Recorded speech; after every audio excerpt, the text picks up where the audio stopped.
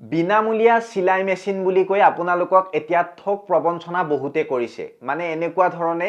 যে আপোনালোকে এই কামটো কৰক এই কামটো কৰাৰ পিছত এই ফৰ্মখন অমুকত দিব দিয়াৰ পিছত আপোনালোকে বিনামূলীয়াকৈ চিলাই মেচিন লাভ কৰিব কিন্তু আজিৰ এই ভিডিঅ'টোত মই স্পষ্টকৈ আপোনালোকক কেইটামান কথা কম যে আপোনালোকে বিনামূলীয়া নহয় প্ৰায় আপোনালোকে 10% ধৰক আপোনালোকে 10 টকা দিব লগা মানে যেটো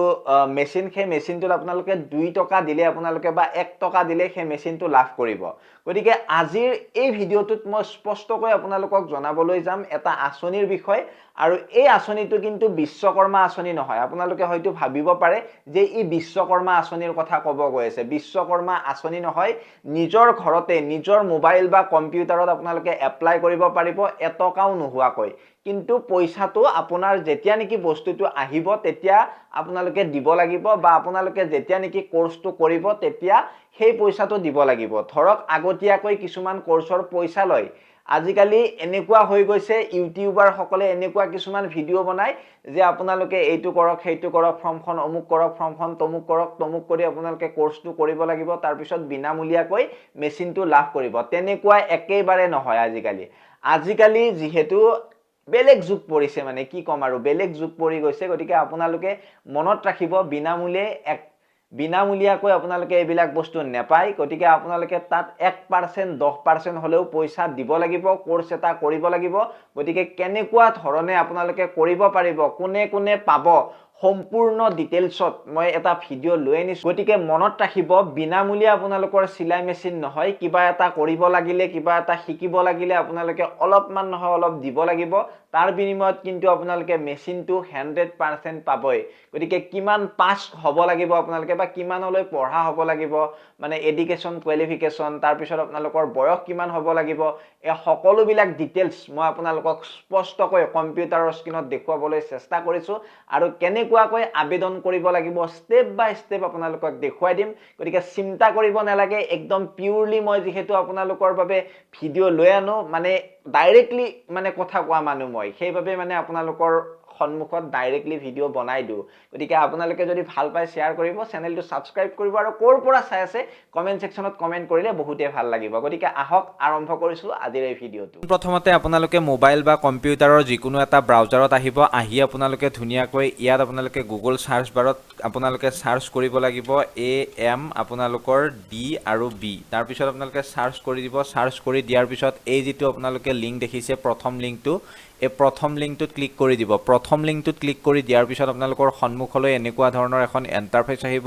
ইয়াত মেইন আপোনালোকে দেখিছে মেইন অৰ্থাৎ ঘৰ আৰু তাৰ পিছত আপোনালোকৰ ডকুমেন্টস এবাউট কন্টাক্ট এবিলাক থাকিব তাৰ পিছত আপোনালোকে স্ক্ৰল কৰিব অলপ স্ক্ৰল কৰি তলপিনে যেতিয়া আহিব আপোনালোকে লেটেষ্টত তলত আপোনালোকে দেখিব অনলাইন এপ্লিকেশন ফৰ ইয়াত আপোনালোকে ক্লিক কৰি দিব ইয়াত ক্লিক কৰি দিয়াৰ পিছত আপোনালোকে ইয়াত দেখিব click here for form fill up ইয়াত আপোনালোকে ক্লিক কৰিব ক্লিক কৰাৰ পিছত এনেকৈ পপআপ এটা আহিব ওকে কৰি দিব ওকে কৰাৰ পিছত আপোনালোকৰ সন্মুখত এনেকুৱা তিনিটা আপোনালোকৰ মানে অপচন আহিব ইয়াত beneficiary advertisement notice download form fill up setup তাৰ পিছত ফৰ্ম ৰিপ্ৰিন্ট এই বস্তু কেইটা দেখিছে আৰু ক্যান্ডিডেট ফৰ্ম ফিল আপ ইয়াত আপোনালোকে দেখিছে এটা বেনিফিচিয়াৰী এডভাৰটাইজমেন্ট নটিচত যদি আমি ক্লিক কৰি দিও ইয়াত ক্লিক কৰি দিলে আপোনালোকে এখন জাননী দেখিব এই জাননীখনত আপোনালোকে চাব মই প্ৰথমতে কৈছো কথাখিনি আপোনালোকে এবাৰ ধুনিয়াকৈ মন কৰিব অসম সংখ্যালঘু উন্নয়ন বৰ্ডৰ তৰফৰ পৰা অসমৰ স্থায়ী বাসিন্দাৰ অধিসূচিত ধৰ্মীয় সংখ্যালঘু অৰ্থাৎ আপোনালোকৰ মুছলিম খ্ৰীষ্টান শিখ বৌদ্ধ জৈন আৰু পাৰ্চী যিসকল লোক আছে তেওঁলোকৰ বাবে এই আঁচনিটো যিখিনি হিন্দু আছে সেইখিনিয়ে চাব নেলাগে বাৰু যিখিনি আমাৰ মুছলিম খ্ৰীষ্টান শিখ বৌদ্ধ জৈন আৰু পাৰ্চী ব্যক্তি আছে তেওঁলোকে যাতে এই ভিডিওটো শেষলৈ চাই হিতাধিকাৰীৰ বাবে নিম্ন উল্লেখিত আঁচনিসমূহ বৰ্ডৰ আৰ্থ সাহায্য ব্যৱস্থা কৰা হৈছে হিতাধিকাৰীৰ অভিভাৱকৰ বাৰ্ষিক আয় 5 লাখ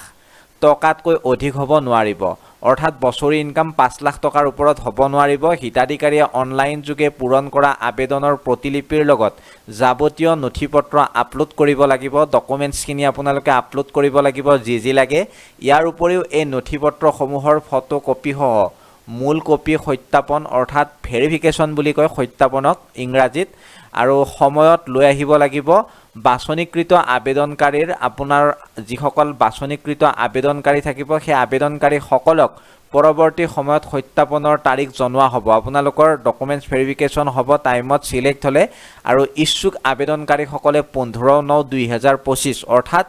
আৰু আপোনালোকৰ হাতত দুটা দিন আছে আজি যেহেতু 13 তাৰিখ অহাকালি আৰু পৰহি এই দুটা দিনৰ ভিতৰত আপোনালোকে এই যেটো ৱেবছাইট মই আপোনালোকক জনালো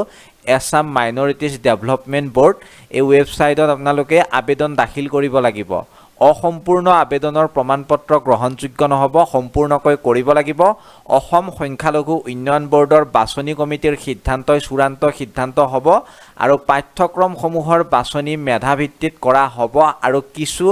আসন বিভিন্ন শ্ৰেণীৰ বাবে সংৰক্ষিত থাকিব বুলিও উল্লেখ কৰিছে এই জাননীখনত এতিয়া আঁচনিবিলাকৰ নাম হৈছে বিপিটি তাৰ পিছত শিক্ষাগত অৰ্হতাবিলাক ইয়াত দি থৈছে আপোনালোকে চাই ল'ব পাৰিব মই যেহেতু সোৱাৰ সিস্টেমটো দেখাইছোৱে নহলে বহুত দীঘলীয়া হৈ যাব আৰু পাঠ্যক্ৰমৰ সময়সীমা দিছে ইয়াত কিমান বছৰ ইয়াত 4.5 বছৰ দিছে তাৰ পিছত বয়সৰ সময়সীমাটো দি দিছে কিমান বছৰৰ পৰা কিমান বছৰৰ ব্যক্তিয়ে এই কোৰ্সটো কৰিব পাৰিব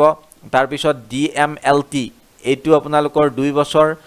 আৰু ইয়াত আপোনালোকে সকলোবিলাক ডিটেইলছত আপোনালোকে পঢ়ি ল'ব আৰু মই যেটো আপোনালোকক সিলাই মেচিনৰ কথা কৈ আছো সেই সিলাই মেচিনৰ কথাটো হৈছে আপোনালোকৰ 5 নম্বৰটো ফেশ্বন ডিজাইন মেচিন বিতৰণ অৰ্থাৎ আপোনালোকৰ নিম্নতম পঞ্চম শ্ৰেণী উত্তীৰ্ণ হ'ব লাগিব ক্লাছ 5 লৈ আপোনালোকে পঢ়া হ'বই লাগিব আৰু 18 ৰ পৰা 50 বছৰলৈ আছে যিখিনি 18 ৰ পৰা 50 বছৰৰ পুৰুষ মহিলা আছে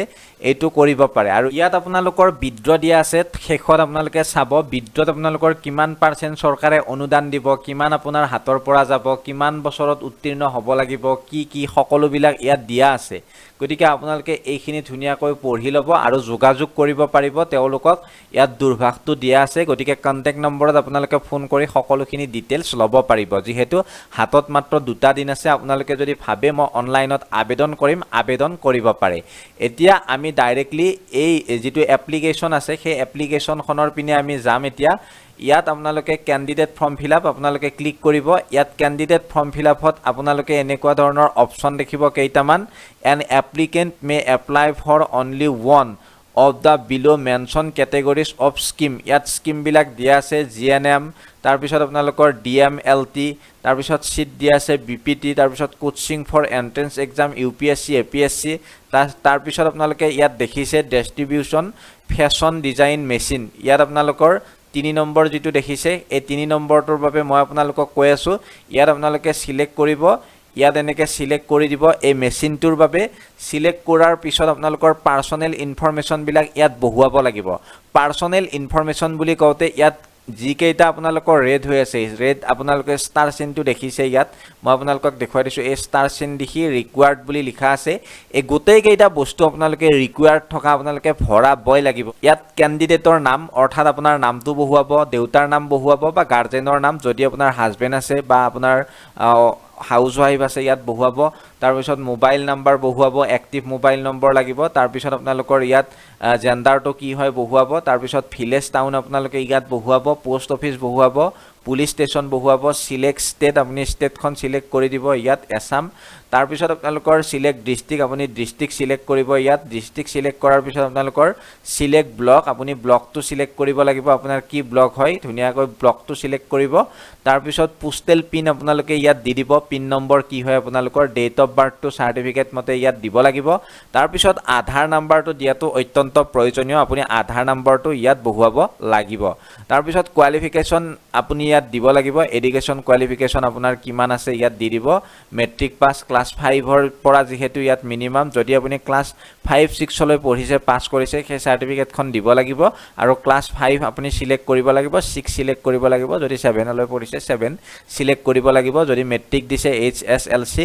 হায়াৰ সেকেন্ডাৰী দিলে এইচএসএলসি তাৰ পিছত গ্ৰেজুৱেচন কৰিলে গ্ৰেজুৱেচন তাৰ পিছত এনে ধৰণে আপোনাৰ সিলেক্ট হৈ যাব তাৰ পিছত আদাৰ ইনফৰমেশনত খুদিছে সিলেক্ট কাষ্ট আপোনাৰ ইয়াত কাষ্টটো দিব লাগিব জেনাৰেল হয় ওবিসি হয় এমওবিসি হয় এসসি হয় এসটি হয় এসটি হয় বা এসটি হিলছ হয় এসটিপি হয় আপোনালোকে ইয়াত জি হয় দি দিব তাৰ পিছত আপোনালোকৰ সিলেক্ট ৰেজুলেচন খুদিছে ইয়াত আপোনালোকৰ বুদ্ধিষ্ট খ্ৰীষ্টান জৈন মুছলিম পাৰ্সি শিখ জি হয় এইকেইটাৰ দি দিব তাৰ পিছত আপোনালোকৰ ডকুমেন্টছ আপলোড ইয়াত কৰিব দিছে ক্যান্ডিডেট ফটো আপোনালোকৰ ক্যান্ডিডেটৰ ফটো ইয়াত দিব লাগিব আৰু জেপিজি অনলি ম্যাক্সিমাম 100 কেবি 100 কেবিৰ ভিতৰত আপোনালোকৰ মানে ইয়াত ফটো বিলাক দিব লাগিব অৰ্থাৎ PDF নহয় জেপিজি দিব লাগিব ফটো আকাৰে আপোনালোকে দিব লাগিব আৰু যদি আপোনালোকে কেবিটো নাজানে মানে কেবিত ফটো বনাব নাজানে তেন্তে কমেন্ট সেকশনত কমেন্ট কৰিব যে 100 কেবিৰ ভিতৰত কেনে ধৰণে ফটো বনোৱা হয় মই নিশ্চয় আপোনালোকক শিকাই দিবলৈ চেষ্টা কৰিম তাৰ পিছত ক্যান্ডিডেটৰ সিগনেচাৰ আপুনি এখন বহিত সিগনেচাৰটো কৰিব সিগনেচাৰটো কৰাৰ পিছত আপোনাৰ ধুনিয়াকৈ সিগনেচাৰটো ফটো মাৰি ধুনিয়াকৈ 100 কেবিৰ ভিতৰত বনাই লৈ ইয়াত আপলোড কৰিব তাৰ পিছত আইডেন্টিটি প্ৰুফ ভোটাৰ আইডি আধাৰ কাৰ্ড বা কিবা যদি বেলেগ আছে তেনেকুৱা ধৰণৰ আইডেন্টিটি কাৰ্ডখন ইয়াত PDF আকাৰে দিব লাগিব আৰু PDF টো 500 কেবিৰ ভিতৰত হ'ব লাগিব এইকেইটা জেপিজি আছিল আৰু এইটো হৈছে PDF গতিকে তাৰ পিছত আপোনালোকৰ এড্ৰেছ প্ৰুফটো আপোনালোকে PDF হিচাপত দিব লাগিব আধাৰ কাৰ্ডখন দিব লাগিব এড্ৰেছ প্ৰুফ হিচাপত তাৰ পিছত আপোনালোকৰ লাষ্ট আপোনালোক তাৰ পিছত আপোনালোকৰ লেটেষ্ট স্কুল সাৰ্টিফিকেট PDF আকাৰত দিব লাগিব সাৰ্টিফিকেটখন তাৰ পিছত income certificate issue from component authority ইয়াত PDF আকাৰত দিব লাগিব ইনকাম সাৰ্টিফিকেটখন অনলাইনত উলোৱা হলেও হ'ব আৰু যদি ৰেশন কাৰ্ড আছে ৰেশন কাৰ্ডখন দি দিব তাৰ পিছত আপোনালোকৰ এজ প্ৰুফটো আপোনালোকৰ এডমিট কাৰ্ড অফ HSLC বা কিবা যদি আপোনালোকৰ বেলেগ আছে